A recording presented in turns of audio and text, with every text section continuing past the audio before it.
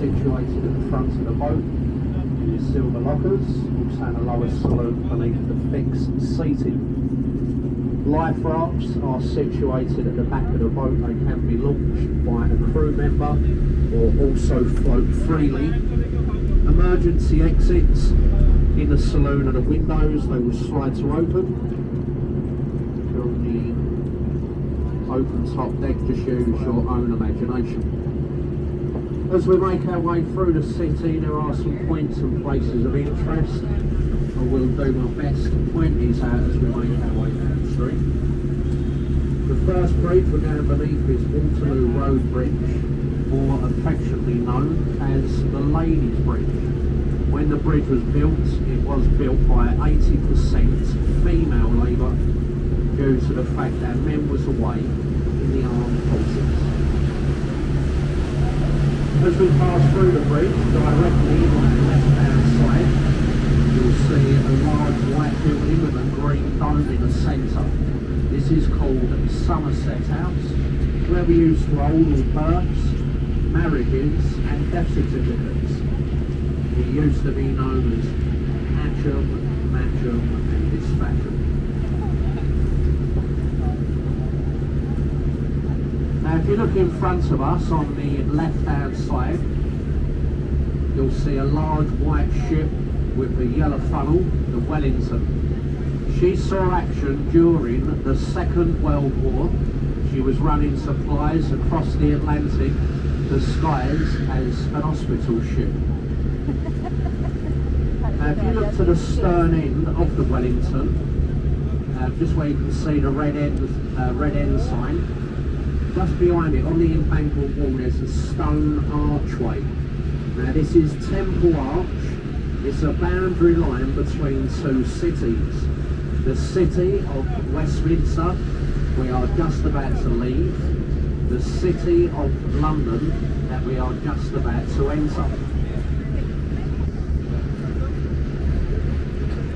Now in front of us on the right hand side, you'll see a red brick building with the Oxo Tower. Many years ago, it was illegal to advertise on the banks of the River Thames. Oxo come up with a very clever idea, installing their logo in the shape of windows. Of a night when they turn their lights on, the word Oxo shines out red over most of London.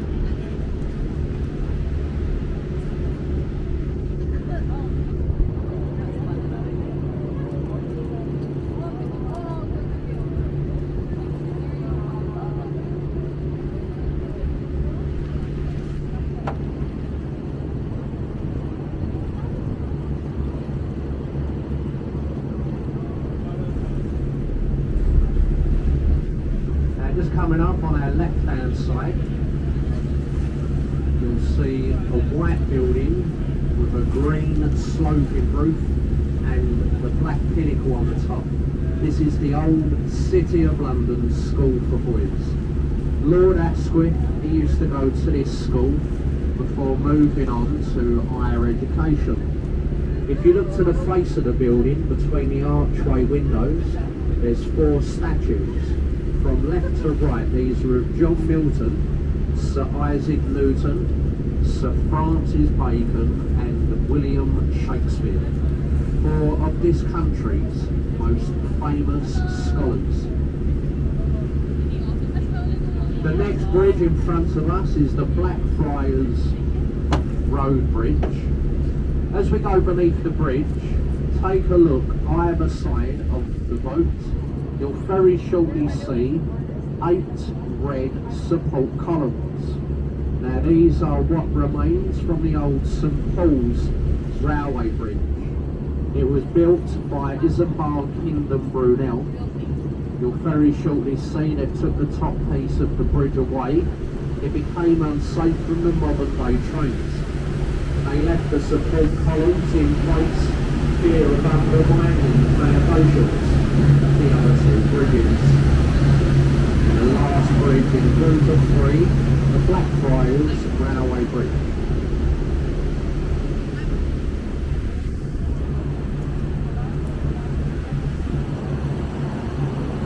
As we go beneath the bridge, you look to the left-hand side, dominating London's skyline. You'll see the dome and golden cross of St Paul's Cathedral. It does stand at 365 feet tall, that being 1 foot for each day of the year. It has the second largest unsupported cathedral dome in Europe. It took 35 years to build. If you look over to your right hand side, the brown brick building with the chimney, the old Bankside power station, been converted into the Tate Modern Art Gallery. Now they show contemporary art and also modern art. It's completely free to go and have a walk around that building.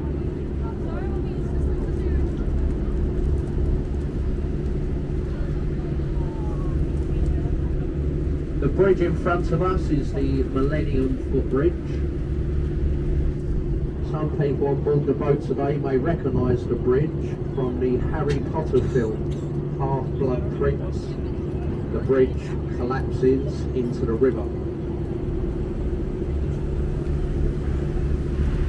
Now if you look over to your right hand side, you'll see a white circular building with a round thatch roof. That is the new Globe Theatre.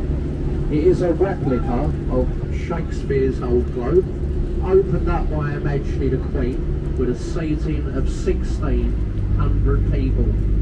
You can go over there today and watch an old Shakespearean play being reenacted, anything like Romeo and Juliet, Macbeth, Hamlet and so on. The next bridge in front of us, the Southwark Road Bridge. It is the least used bridge to span the River Thames, and that is because the approach roads are so well hidden into the back streets, the one-way systems of London. Not many Londoners actually know that the bridge exists. Built in 1921 to relieve congestion off the old London Bridge.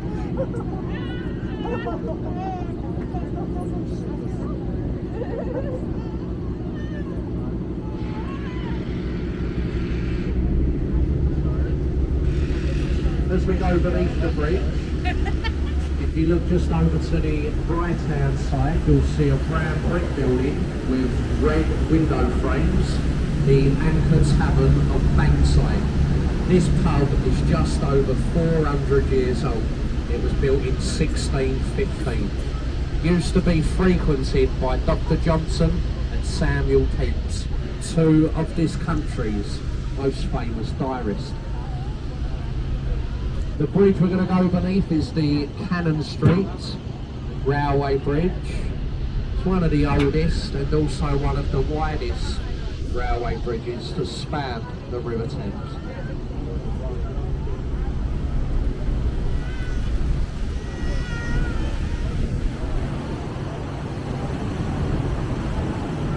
As we go beneath the bridge, in front of us on the right hand side, in wet dock, there's a full-scale working replica of Sir Francis Drake's old ship, the Golden Hind.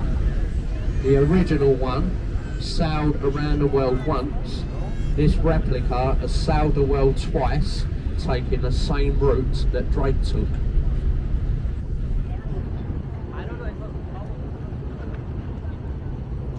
Now the next bridge in front of us, the famous London Bridge.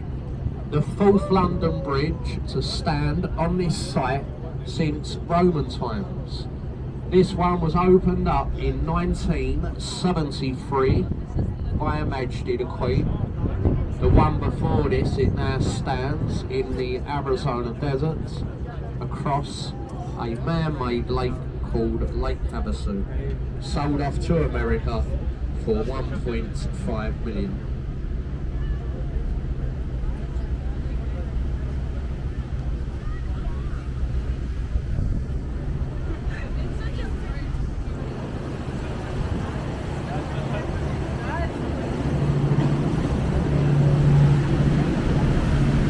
As we go beneath the bridge, in front of us on our left hand side, you'll see a yellow brick building. This is the old Billingsgate Fish Market. A very famous man started his career inside that building.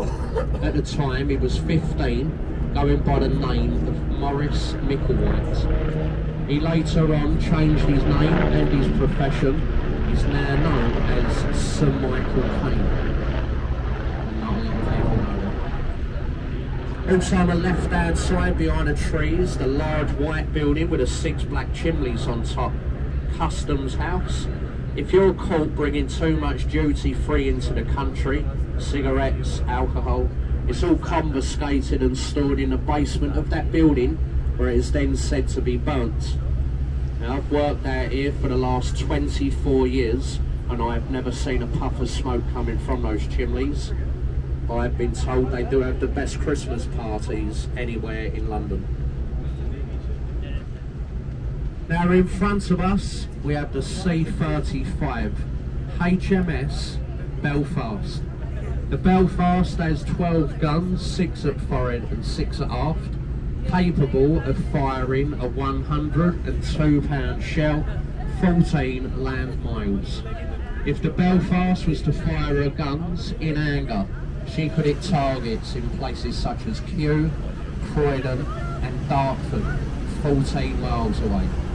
And she has over 7 different decks to explore, right away from the engine room up to the navigational bridge.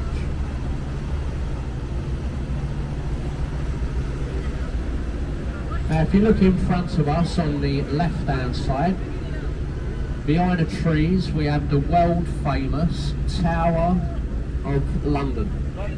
The centre parts are the oldest parts, and that is where you will see 4 towers and a flagpole, known as the Norman's Keep or the White Tower.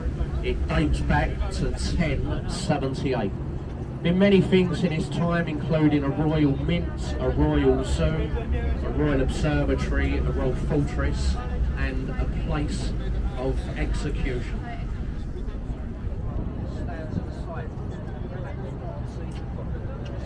Stand to the side. Mate, could you just stand to the side a little bit? The captain needs to be able to see where Either way. Thank you.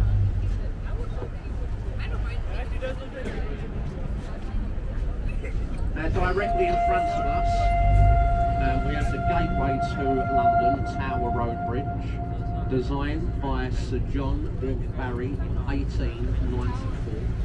The 2 centre spans of the bridge, they both weigh in the region of 1,100 tonnes.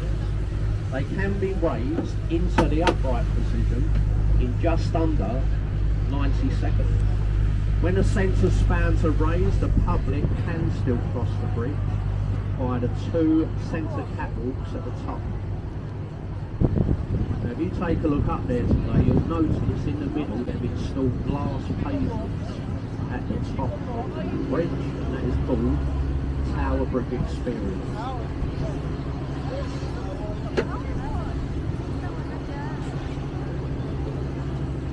Now as we go through the bridge, ladies and gents, very shortly we're going to be making our next stop, which will be over to the left hand side. As soon as we can cross over the river, as I say, we'll be stopping over at St Catherine's for the Tower of London.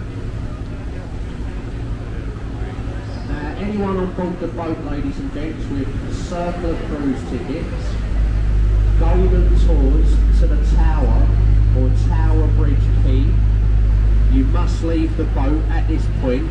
You catch a returning boat from here back to Westminster. This boat is going to go further downstream to Greenwich. We do not get back to Westminster for another 1.5 hours. So if you only have a 1 hour round trip ticket, you do need to leave the boat at St Catherine's. You catch a returning boat from here back to Westminster. As I say, folks, we're going to be a couple of minutes, so there's a little bit of traffic. So have a look round. Interesting. If anyone did listen to the commentary, if you enjoyed it and you would like to show an appreciation for my efforts as a guide, you can do so as you leave the boat. I'll be standing by the exit with the captain's commentary bucket, and that is for any appreciation that you might like to show.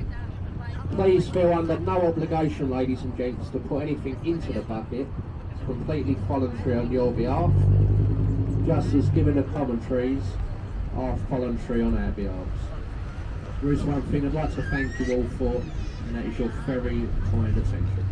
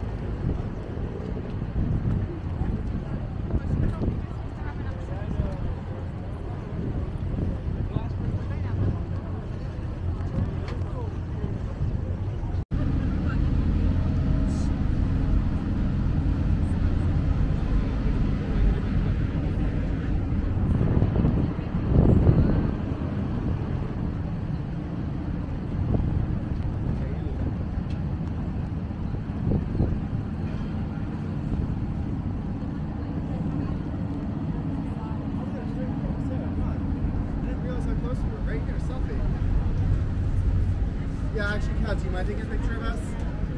This is perfect while we're stopped. Before we move too far away.